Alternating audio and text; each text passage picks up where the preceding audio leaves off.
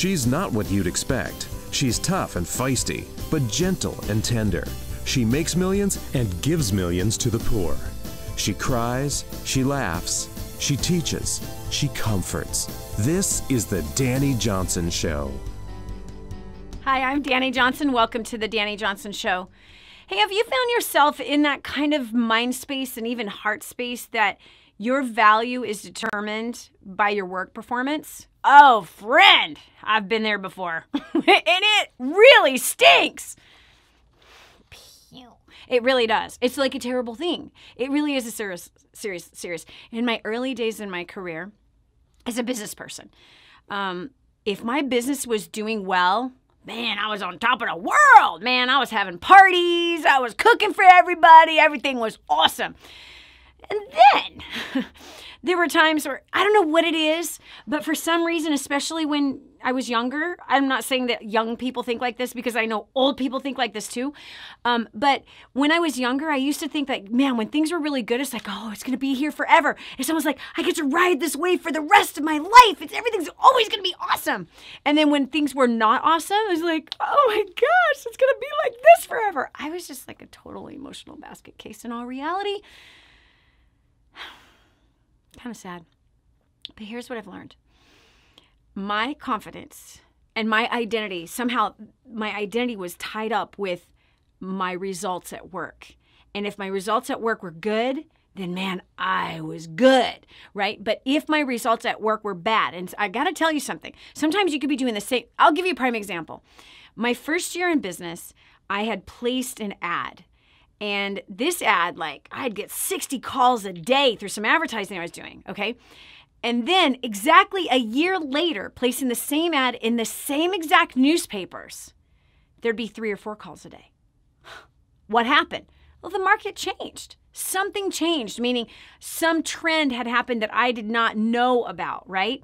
So here, even I had the same thing happen in different cities, meaning one ad would work better and I would see it's like, wow, you get 100 phone calls just flooding to my office, and then like place that same exact ad in a different city where I was opening up a new office and there would be like 2 or 3. And the cost actually might have been more to get 2 or 3 calls versus 100 calls that just, man, blew up my phone, right? So what I found in those early days is that, again, there was a lot I didn't know, but my emotions were like a roller coaster, man. I would be freaking out. And I would feel good about myself when things were going good at work, and I feel really bad about myself when they weren't doing good. What is that a sign of? That's a sign of your identity being tied up with something that is fallible, something that you cannot control. Yes, you can control what you contribute to work. However, and yes, you can control some of the results, but you do not have control over all of the results. How so? Because there's other people that you're working with. You got other competitors that you might not even be aware of. You have other circumstances outside of your control. You can't control people. You can only control what you do. You can only control what you produce. Let's say that you've got 5 coworkers, and let's say 2 of them get sick and 1 gets pregnant.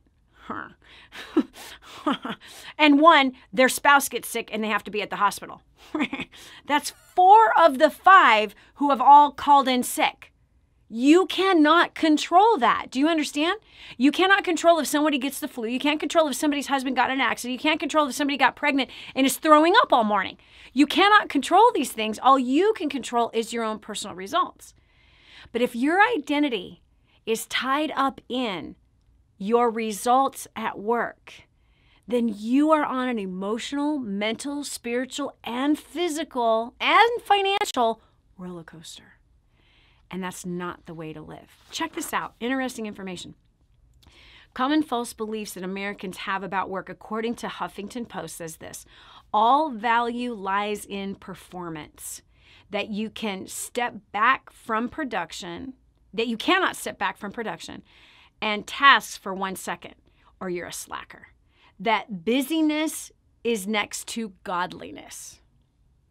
That ain't the case in my book at all. But a lot of people think like that. In fact, let's just keep going because I'm going to tell you about somebody that I've worked with before. That self-worth comes from the productivity yardstick, net worth, or that taking time for your life is an interruption of production. Now, that is a terrible mindset. I'm going to tell you why. Your life is controlled by your work. That's not a way to live. You have to think about this. What am I working for? What are you working for? Not who are you working for, but what are you working for? You work for provision. That's what you work for, provision. And you're like, wait, provision? Yeah. You work for provision. You're exchanging your time, your talent, your skill for provision for your life. You're not working for your confidence, and you're not working for ego. Because if you're working for confidence, you're working for ego. And ego can be very flimsy, right? Super flimsy. But if you're working for provision, you're going to come in, you're going to do a great job. You're going to give it your absolute best shot. And when you're giving it your best shot, the results are going to show up. But if you're under the pressure of perfection, then that pressure for perfection causes you to be rigid, inflexible. Oh, let's use that word. What I've noticed is that as people get older, they have a tendency of getting more inflexible, not flexible, but they get more rigid. They want to cling to the way of tell me how to do it right. I'm going to stick to making it happen right. And there's no flexibility so that when something comes, a change, a shift, a new direction, or it's time to take the next new step in the right direction, inflexible people cause havoc with everybody else because they don't want that change. They don't want the improvement. They don't want to advance. They don't want to go with the flow. And so, in my opinion, those who have all their identity locked up in their personal production, that's about control. And you're wanting to control other people. You want to control other people's time. You want to control other people's output. And you're going to eventually come to the place where you realize that there's that just control is nothing but a facade. It's like grasping at the wind. Come on, try to grasp it. Ready? Can you catch the wind? Come on, catch it. Touch it. You can't. You can't touch it. You can't capture it. You don't know which direction it's coming in. You don't even know what direction it's going to go to.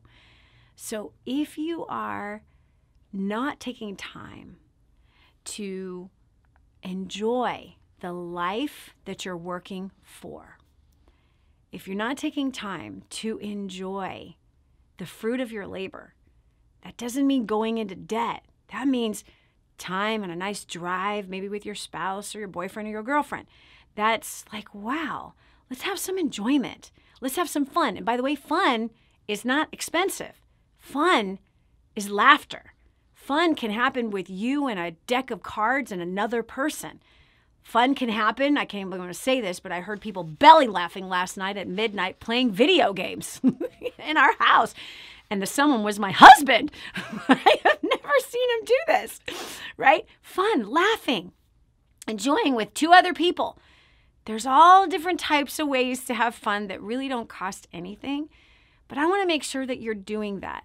Because if you're enjoying time away from work, then you're going to be a much happier person at work. But if you're that person that all of your identity and all of your value is locked up in your personal production and you're stressed out all the time at work, then you are actually making a bad contribution in the environment at work. It's not a good contribution. You're actually stressing people out. They can see the pressure on your face. They are going to avoid you. They think that you hate them.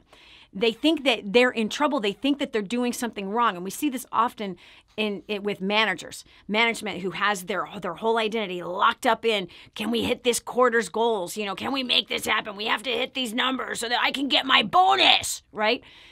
That kind of pressure shows all over your face. And that kind of pressure causes people to avoid you. They're not going to give you their best. If we're not taking time to celebrate and have a good time and enjoy even working together, then if we're not laughing at work, if we're not having fun with what we're doing, then we're not somebody that people actually want to work with. Check this out. Huffington Post also writes that a job is a narrow slice of human existence. Oh, our work life is literally, I agree with that. And we tend to put too much importance on it, leading to stress, burnout, feeling overwhelmed, health problems, and depression. Friend, listen, work is not worth it. So if your identity, and here's the signs of it, that you are taking pressure home from work, yeah, you're taking on pressure that is not meant for you.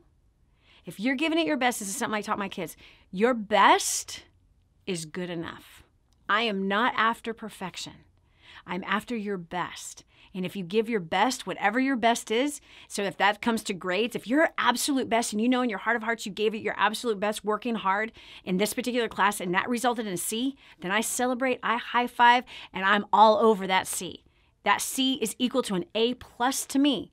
But if you did not give it your best, then that's a different conversation. That's a character issue.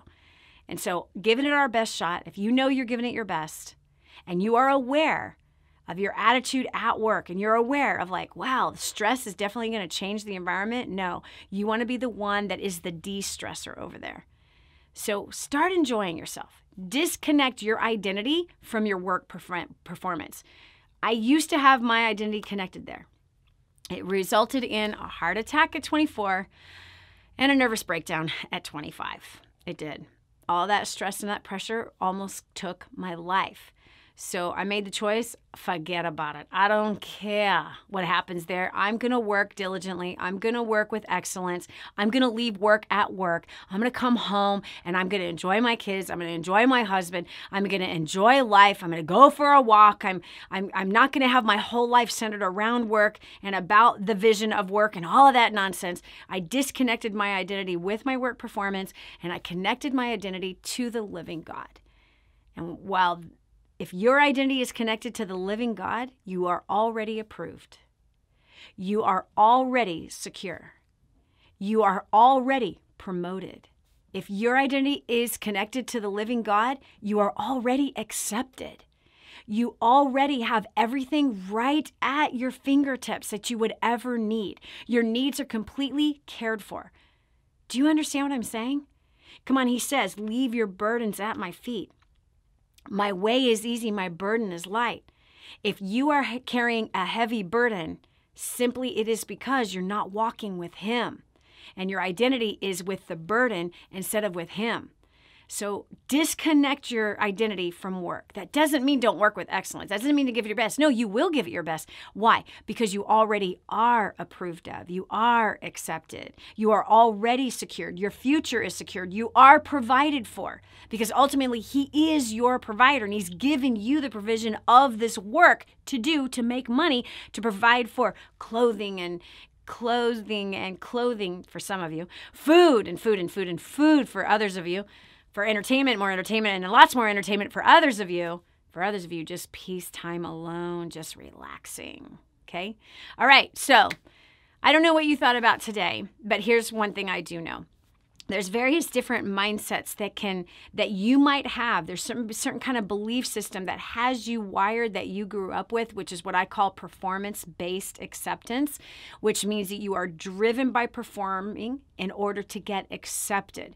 That is a prison you do not want to live in. I lived in that prison. That prison sucks. You don't want to go there. You don't want to live there. What does it look like?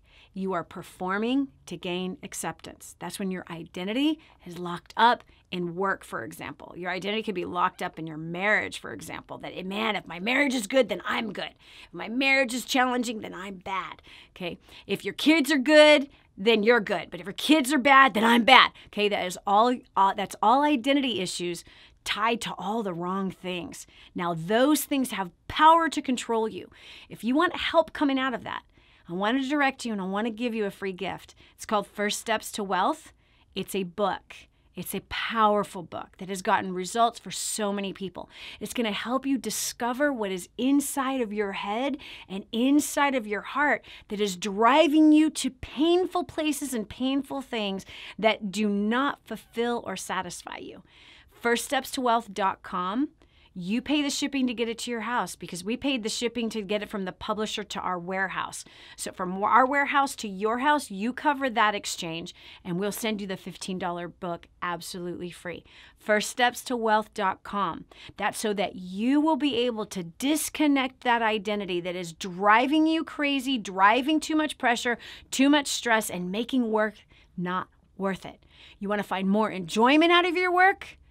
You want the opportunity to grow in that work environment without the pressure? Those secrets are in First Steps to Wealth. firststepstowealth.com. Finally, please share today's video. Wherever it is that you're watching this right now, just share it with somebody. Somebody needs to be cold cocked upside the head and look in the mirror at, whoa, does my whole identity like completely entrapped, imprisoned with work? It's just a really important question for somebody to ask so they can stop stressing themselves out and start having a little bit more enjoyment in life, which is so really hugely important.